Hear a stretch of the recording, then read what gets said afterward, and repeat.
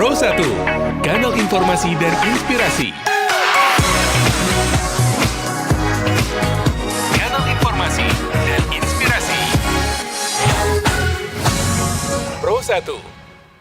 Selamat pagi pendengar RRI Labuan Bajo di mana saja Anda berada. Pendengar, terima kasih Anda masih terus bersama kami di RRI Labuan Bajo FM 91,7 MHz. Pendengar, saya Agung Sene, penyiar Anda yang akan terus menemani Anda di Labuan Bajo pagi ini. Dan untuk menemani pagi Anda di Labuan Bajo pagi ini, pendengar, untuk edisi hari ini kami sudah siapkan untuk Anda topik-topik menarik tentunya. Dan di sesi wawancara kali ini kita awali dengan topik menarik tentunya terkait retribusi sampah di Kabupaten Manggarai masih jauh dari target.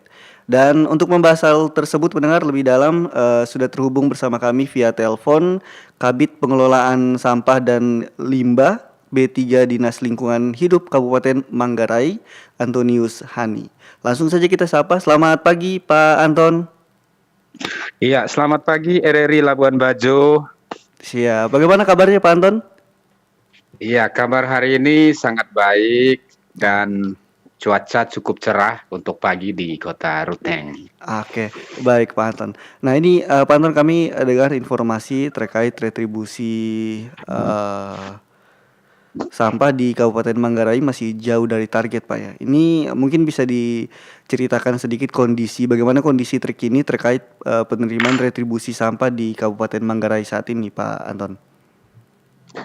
Iya, baik. Selamat pagi pemirsa RRI di mana saja, terutama yang ada di wilayah Kabupaten Manggarai, Kabupaten Manggarai Barat dan sekitarnya. Ya. Saya mau menyampaikan bahwa retribusi persampahan Dinas Lingkungan Hidup untuk tahun 2025 itu targetnya 650 juta. Oke. Namun kondisi sampai hari ini saya baru dapat update kemarin sudah mencapai 351 juta. Ini disebabkan pertama, teman-teman penagih di lapangan sejak bulan Februari, Maret, dan April itu mereka tidak mendapatkan kejelasan status SK-nya. Oke. Iya, itu karena apa?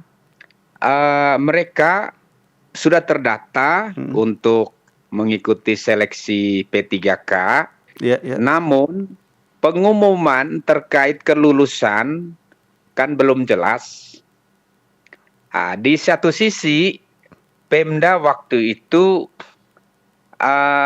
tidak punya anggaran ketika efisiensi mulai pertama kali diambil oleh pemerintah Kabupaten Manggarai sesuai dengan instruksi dari pemerintah pusat. Nah, dalam perjalanannya setelah ada kejelasan bulan April, mereka baru melakukan operasi penagihan di setiap kelurahan dari RT, RW dan seluruh stakeholder yang menjadi objek retribusi. Oke. Nah, ini Pak Anton, kalau boleh tahu mungkin sebenarnya target retribusi sampah yang ditetapkan pemerintah daerah sendiri untuk tahun ini dan berapa realisasi yang telah dicapai sampai saat ini Pak Anton? Iya, sampai dengan update kemarin itu sudah 352 juta. Berarti sudah mengalami peningkatan sedikit Pak ya? Iya, kondisi minggu lalu itu masih ada 320-an, 327, tapi pekerjaan satu minggu dari teman-teman penagih itu sudah kita mendapatkan tambahan sekitar 15 atau 16 gitu Pak. Begitu. Oke. Nah, dari hal yang tadi sempat disampaikan soal alasan dari kenapa masih menurun, kira-kira apa lagi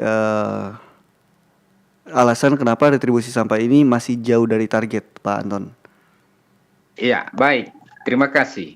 Pemirsa RRI di mana saja berada, salah satu faktor penyebab menurunnya tagihan maupun pendapatannya itu karena satu, masyarakat banyak yang apatis untuk membayar retribusi. Sementara sampah-sampah yang ditumpuk di pinggir jalan sepanjang kota Ruteng itu milik dari warga. Namun, ya ketika teman-teman penagih masuk dari rumah ke rumah, door to door, tapi jawaban mereka bahwa itu bukan sampahnya kami, sampah mereka. Nah, ini salah satu penyebabnya bahwa kesadaran mereka untuk membayar itu sangat rendah sekali, Pak. Begitu. Padahal kalau hitungan retribusi rumah tangga itu paling murah 4.000 saja per bulan. Nah, di satu sisi jumlah yang terdata untuk satu Langke Rembong itu jumlah KK itu kan kurang lebih 22 sampai 25.000 kepala keluarga. Yang tercatat di data kami itu kurang lebih hanya 2.000-an saja yang membayar retribusi 4.000. Selebihnya yang membayar ini Pak itu dari untuk kantor pemerintah itu bayarnya kan 24.000 per bulan. Per bulan ya Pak ya? Ya per bulan. Okay. Kemudian untuk komersil itu tertinggi itu 135.000. Semacam hotel, terus dapur-dapur MBG, kemudian restoran-restoran besar, lalu kemudian perusahaan-perusahaan yang memang dia memiliki karyawan serta lokasi yang cukup besar. Itu ada kelasnya, mulai dari kelas 1, kelas 2, kelas 3. Itu standarnya 135, yang komersil, kemudian K1 108, lalu yang kelas 2 91, kelas 3-nya 80. Itu Pak. Oke, nah tadi kalau bisa disimpulkan sebenarnya ini lebih ke faktor pribadi Pak ya. Ini lebih ke masyarakatnya mungkin masih belum bisa terbuka dengan hal tersebut. Kira-kira kalau menurut Pak Anton sendiri itu alasan terbesarnya kenapa sampai mereka seperti itu Pak Anton? Ya baik. Alasan mendasar yang sering kami jumpai di lapangan bahwa masyarakat selalu berpikir bahwa sampah itu adalah urusan pemerintah, yaitu bidang persampahan Dinas Lingkungan Hidup. Dan kapasitas seperti inilah yang sering menjadi hambatan dari masyarakat untuk tidak mau membayar. Gitu. Saya juga ambil contoh. Dari sekian orang atau warga kota Ruteng yang memiliki niat untuk mencintai kebersihan, itu ya hanya cari orang-orang tertentu saja Pak. Gitu. Dan barangkali orang-orang ini dia dapat ilmu dari kota-kota besar semacam dari Jawa, dari Pulau Bali, atau dari kota Kupang. Nah, dia balik ke Ruteng. Justru orang-orang ini yang memiliki kapasitas bagus untuk peduli membayar untuk mencintai kebersihan. Begitu. Nah, upaya-upaya kami selama ini ada upaya himbauan melalui himbauan umum dari RSPD Ruteng, kemudian kami bagikan himbauan di paroki maupun di stasi, terutama yang di jalur-jalur Trans Labuan Bajo Ruteng, Trans Reo Ruteng, atau Trans Ruteng Borong. Ini kami bagi supaya di gereja sebelum selesai doa atau misa itu bisa dibacakan agar bisa didengar oleh umat gitu Pak. Oke.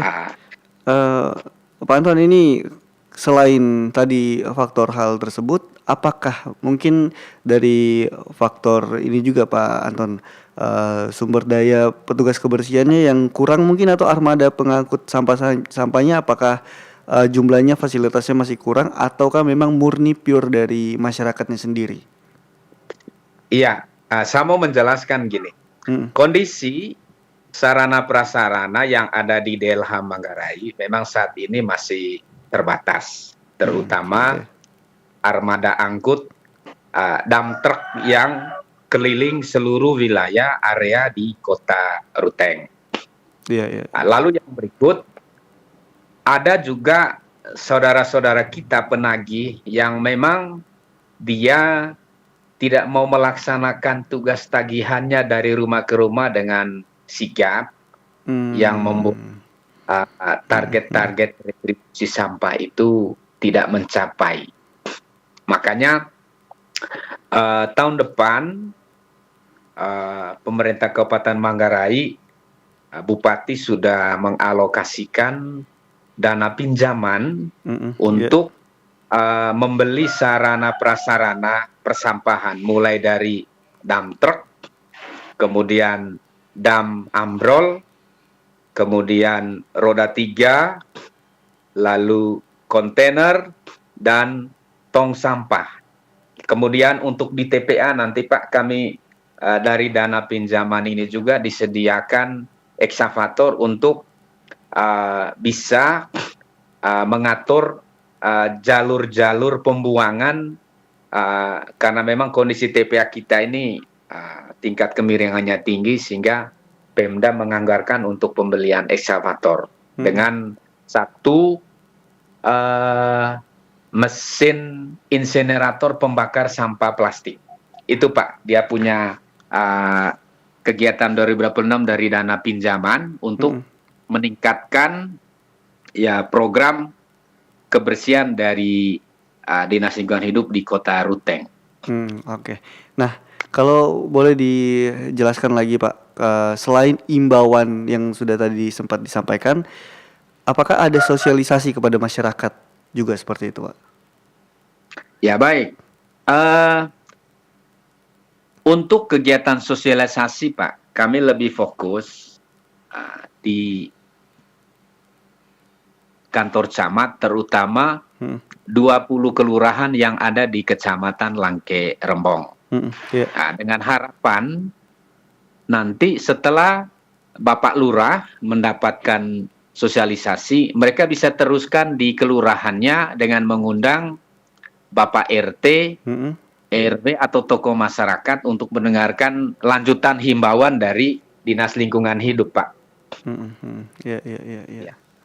Untuk melaksanakan sosialisasi secara langsung, kami di sekolah ataupun di masyarakat, ya kami kesulitannya karena memang kita tidak punya anggarannya untuk melaksanakan kegiatan tersebut. Makanya lebih banyak ya kami mengundang Bapak Lurah saja di kantor Camat Langke Rembong untuk bisa bersama-sama mendiskusikan terkait target-target persampahan agar bisa Kota Ruteng ini lebih cantik dan lebih asri. Gitu Pak. Oke, baik Pak Anton. Ini mungkin jadi pertanyaan terakhir Pak Anton ya. Mungkin apa harapan Pak Anton sendiri terhadap pengelolaan retribusi dan kebersihan di Kabupaten Manggarai ke depannya, dan juga mungkin pesan untuk masyarakat ya, yang masyarakat Manggarai khususnya terkait pentingnya partisipasi aktif dalam membayar retribusi sampah tersebut, Pak Anton, silakan. Iya, baik.